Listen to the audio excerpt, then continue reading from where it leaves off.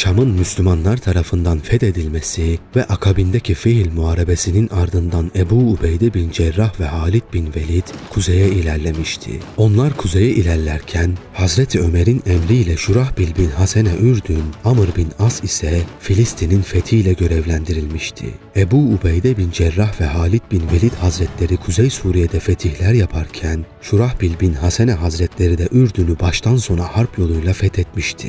Sadece Taberiya halkı sulh yaptığı için sulh yoluyla fethedilmiş oldu. Filistin emiri Amr bin As Hazretleri iç kesimlerdeki ilerlemeye paralel olarak Müslümanların sahil bölgesinde de mesafe alabilmeleri için güneye doğru şiddetli bir harekat başlattı. Bu hızlı harekat ile Sebastia ve Nablus şehirlerini kısa sürede fethetti ve Cizye'ye bağladı. Roma donanması Filistin sahillerine çıkarmalar yaparak buralara destek sağlıyordu. Müslümanların Akdeniz'de bir donanması olmadığı için Roma gemilerini denizlerde önleyemiyorlardı. O yüzden evvela Filistin'in sahil şeridindeki şehirleri ele geçirmek ve Roma'nın Filistin'e deniz yolu ile ulaşmasını engellemek gerekiyordu. Bu nedenle Amr bin As Hazretleri yönünü sahildeki Yafa şehrine çevirdi. Romalılar Filistin'i kaybetmemek için denizden ve karadan büyük bir çaba gösteriyordu. Hazreti Ömer radıyallahu anh, Muaviye bin Ebu Süfyan'ın Beyrut ve civarında gösterdiği başarıları güneydeki sahil şeridinde de devam ettirmesini istedi. Bu maksatla ona bir mektup yazdı ve şöyle dedi: "Seni Kayserya şehrine vali tayin ettim. Bu şehrin üzerine hemen yürü ve burayı fethetmek için Allahu Teala'dan yardım dile. Harekat esnasında sık sık şu duada bulun. La havle ve la kuvvete illa billahil aliyyil azim." Halifenin emri üzerine Hazreti Muaviye, Kayserya üzerine sefere çıkmak için 5000 mücahitle harekete geçti. Kayserya, Kaykar ismindeki bir Roma valisinin idaresindeydi. Roma İmparatoru Heraklius buraya 50.000 kişilik bir orduyu destek olarak göndermişti. Kayserya valisi Kaykar, üzerine gelen İslam ordusunun sayısının kendilerinden 10 kat daha az olduğunu fark edince şehirde müdafaa yapmak yerine İslam ordusuna saldırmayı tercih etti.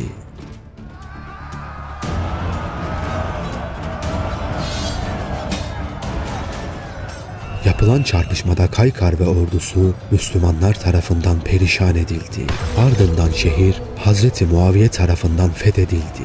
Buradan elde edilen 4000 esir ve ganimetlerin 1/5'i fetih müjdesiyle birlikte Hazreti Ömer'e gönderilince Hazreti Ömer bu habere çok sevindi.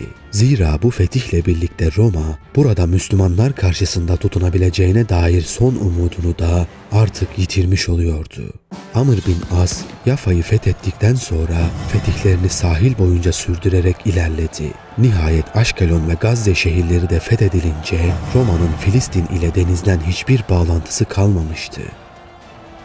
Bu sırada Hazreti Ömer radıyallahu anh Amr bin As'a bir mektup yazarak Kudüs'ü fethetmesini emretti.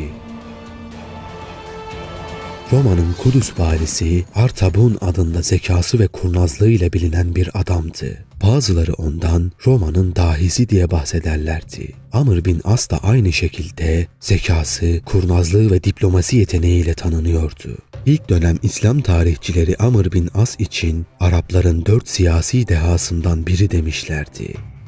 Kudüs valisi Artabun ordusunu 3'e bölmüştü. Bir kısmını Remle'ye, bir kısmını Kudüs'e bırakmış ve kalan kalabalık ordusuyla da Ecnadeyn'e gelmişti. Onun planı Müslümanlarla burada çarpışmak ve ardından Remle ve Kudüs'ten gelen takviye birliklerle onları sıkıştırarak mağlup etmekti. Bu sırada Amr bin As'ın komutanlarından biri Artabun ordularının Remle civarında görüldüğünü bildirdi. Başka bir haber ise Ecnadeyn'de olduğu yönündeydi. Bu haberler üzerine Amr bin As'ın iyice kafası karışmıştı. Bu 3 orduyla aynı anda baş edebilmesi mümkün değildi. Bunun için Hazreti Ömer'e mektup yazdı ve destek istedi. Bunun üzerine Hazreti Ömer Amr bin As'a gerekli desteği gönderdi ve şöyle dedi: "Roma'nın Artabun'u ile Arap'ın Artabun'u karşı karşıya geldiler. Kimin bu işi başaracağına dikkat edin."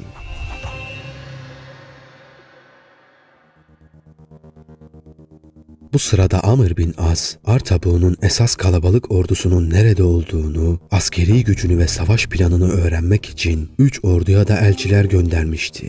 Taraflar arasında elçiler gidip geliyor ancak hiçbir netice alınamıyordu. Bu durum hareketli bir yapıya ve kıvrak bir zekaya sahip olan Amr bin As'ı tatmin etmiyordu. En kalabalık ordunun Ecnadeyn'de olduğu bilgisi kendisine gelince kimliğini gizleyip Amr bin As'ın elçisi gibi görünerek Artabun'u bizzat ziyaret etmeye karar verdi. Nihayet elçi kılığında Artabun'un huzuruna alınan Amr bin As, kendisinin Amr bin As tarafından gönderildiğini ve yapmak istediği şeyleri ona bildirdi. Artabun'un açığını ve kafasındaki planı öğrenmeye çalıştı. Fakat Artabun, Amr bin As'ın sorduğu sorulardan kuşkulanmıştı. Kendi kendine bu kişi ya Amr bin As'tır veya onun özel danışmanıdır. Kendi ayağıyla buraya kadar gelmişken onu öldürürsem Müslümanlara büyük bir darbe vurmuş olurum diye düşündü. Fakat huzuruna gelen bir elçiyi öldürmek itibarına leke süreceğinden onu yolda giderken öldürtmeyi planladı. Bu düşünceyle yanındaki muhafızının kulağına Amr bin As'ı takip etmesini ve pusu kurarak onu öldürmesini fısıldayarak emretti. Amr bin As durumu sezmişti. Bunun üzerine kendini güvene almak için şöyle dedi: "Ey komutan, doğrusu ben senin söylediklerini dinledim, sen de benim söylediklerimi dinledin. Ben Ömer'in Amr bin As'a yardım etmek üzere göndermiş olduğu 10 danışmandan biriyim. Şimdi izin verirsen dönüp onları da yanımda getireyim. Onlar da senin bana sunduğun bu teklifleri uygun görecek olursa başkomutan ve diğer komutanlar onların görüşüne katılır. Yok onlar bu görüşü kabul etmeyecek olurlarsa onları geri yollarsın." Bu teklifi duyunca iştahı kabaran Artabun, "Evet, git onları da bana getir," dedi ve Amr'ı öldürmesini emrettiği adamı geri çağırdı. Böylece Amr bin As, öğrenmek istediklerini öğrenmiş bir şekilde ordusunun başına geri döndü. Derhal Ebu Eyyub el-Maliki emrine bir ordu vererek Remle üzerine sevk etti. Alkame bin Hakim'in emrine de bir ordu vererek Kudüs üzerine sevk etti. Böylece Artabun'un pusuda bekleyen kuvvetlerini meşgul ederek doğrudan Artabun üzerine saldırıya geçti. Bu sırada Amr bin As'ın danışmanlarının görüşme için gelmesini bekleyen Artabun, kalabalık bir ordunun üzerine geldiğini haber alınca Amr bin As'ın oyununa geldiğini anladı ve "Herif beni kandırdı. O gelen kesinlikle Amr bin As'tı. Bunun kadar kurnaz bir adam olamaz. Bu adam gerçek bir dahidir," dedi. Hazreti Ömer radıyallahu an Amr bin As'ın bu hilesini duyduğunda çok sevindi ve "Allah için bu Amr çok yaman bir herifi yendi," dedi.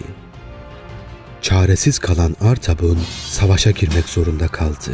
Böylece Ecnadeyn'de iki taraf arasında çok şiddetli bir muharebe başladı. Bazı tarihçiler bu muharebeyi Yermük Muharebesiyle karıştırmaktadır. Bunun sebebi bu muharebe ile Yermük Muharebesinin taktiksel anlamda birbirine çok benzemesi olabilir. Neticede bu şiddetli muharebede Artabun fena halde bozguna uğramıştı. Kurtulabilen bir kısım askeriyle doğruca Kudüs'e ilerledi. Fakat Kudüs'e geldiğinde onu bir sürpriz daha beklemekteydi. Zira Kudüs Müslümanlar tarafından kuşatılmış haldeydi. Fakat tüm bu şaşkınlığına rağmen Artabun, şehirdeki ordusunun dışarı çıkmasıyla kuşatmayı yarıp şehre girmeyi başardı.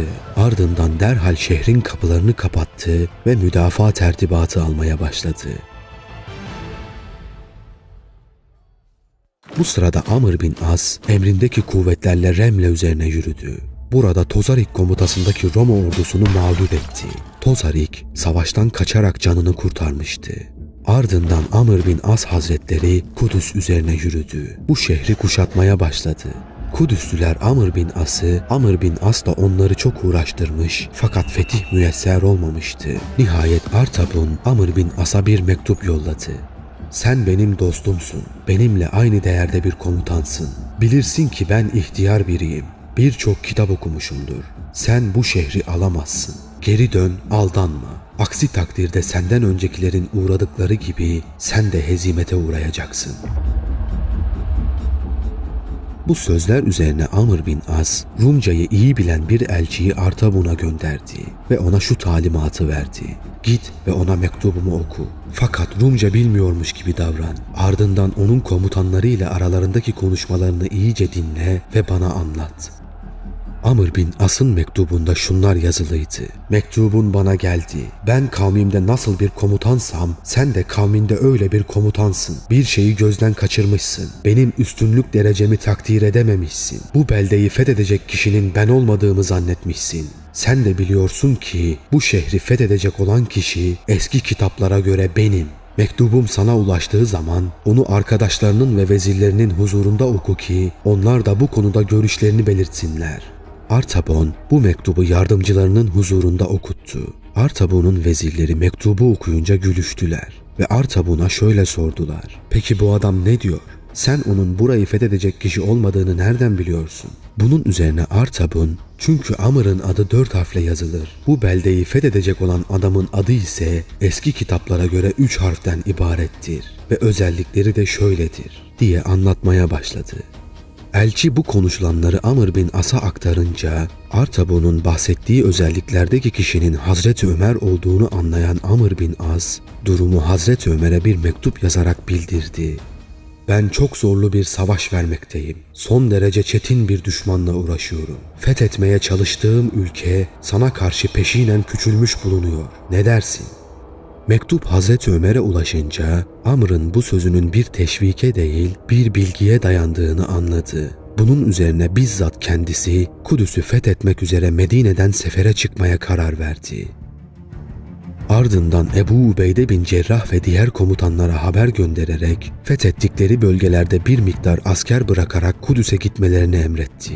O sırada Antakya'nın fethini tamamlamış olan Ebu Ubeyde bin Cerrah Hazretleri ordusuyla doğruca Kudüs üzerine yürüdü. Ardından Halid bin Velid, Yezid bin Ebu Süfyan, Muaviye bin Ebu Süfyan ve Şurahbil bin Hasene Hazretleri de ordularıyla Kudüs'e ilerlediler. Hazreti Ömer radıyallahu an Medine'den çıkmadan evvel Kudüs'e gitmek konusunda ashabın ileri gelenleriyle istişare etmişti.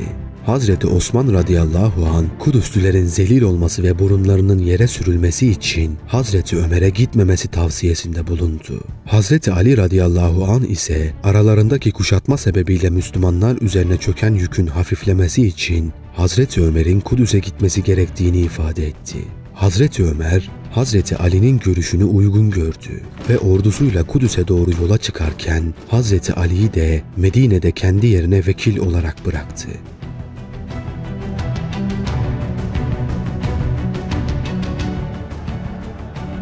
İslam komutanlarının güçlerini birleştirip şehri dört bir taraftan kuşatmaları üzerine Kudüslüler zor bir durumda kalmalarına rağmen Artabun hala direnmeye devam ediyordu. Nihayet Hazreti Ömer'in Kudüs'e yürüdüğü haberini alan Artabun, işte şimdi burayı ismi 3 harfli olan bu adam fetheder dedi ve yanındaki komutanlarıyla gizli bir geçitten çıkıp giderek Kudüs şehrini terk etti. İstanbul'a gitmek için yol yoktu. Zira Suriye Müslümanların hakimiyetindeydi. Bunun üzerine o da Mısır'a doğru yola çıktı. Komutanların şehri terk etmesiyle Kudüslüler şaşırıp kalmışlardı. Bunun üzerine onlar Ömer şehri kuşatmadan evvel onun katına varalım ve teslim olalım dediler. Bunun üzerine 1000 kişilik bir heyet ile Kudüs'ten çıktılar ve Hazreti Ömer'den eman istediler. Bunun üzerine Hazreti Ömer onlarla cizye vermeleri şartıyla barış anlaşması yaptı. Anlaşma metnini Muaviye bin Ebu Süfyan yazdı. Bismillahirrahmanirrahim. İşte şu vesika, müminlerin emiri, Allah'ın kulu Ömer tarafından Kudüs halkına verilen eman vesikasıdır. Onların canlarına, mallarına, kiliselerine, haçlarına, hastasına ve sağlıklısına, diğer din mensuplarına, kiliselerinin mesken yapılmayacağına ve yıkılmayacağına, Kudüs ve civarından bir şey eksiltilmeyeceğine, haçlarından ve mallarından bir şeye ilişilmeyeceğine, dinlerine baskı yapılmayacağına, hiç kimseye zarar verilmeyeceğine, Kudüs'te hiçbir Yahudinin iskan ettirilmeyeceğine dair güvence veriyorum.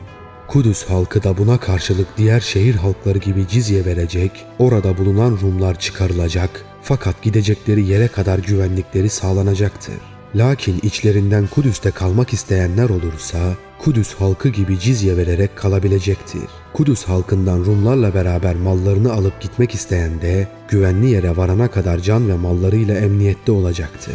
Bu Allah'ın, Resulünün, halifelerin ve müminlerin Kudüs halkına verdiği bir güvenlik ahdidir. Bu anlaşma 15. yılda Halid bin Velid, Amr bin As, Abdurrahman bin Avf ve Muaviye bin Ebu Süfyan şahitliğinde yazılmış ve imzalanmıştır.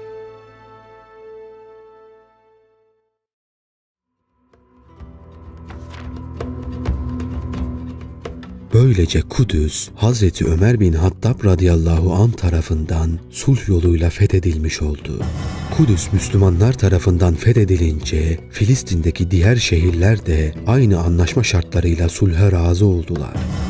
Roma komutanlarının Filistin'den Mısır'a kaçtıklarını öğrenen Hazreti Ömer radıyallahu anh, Amr bin As hazretlerinin emrine kuvvetli bir ordu vererek onu Mısır üzerine sefere gönderdi.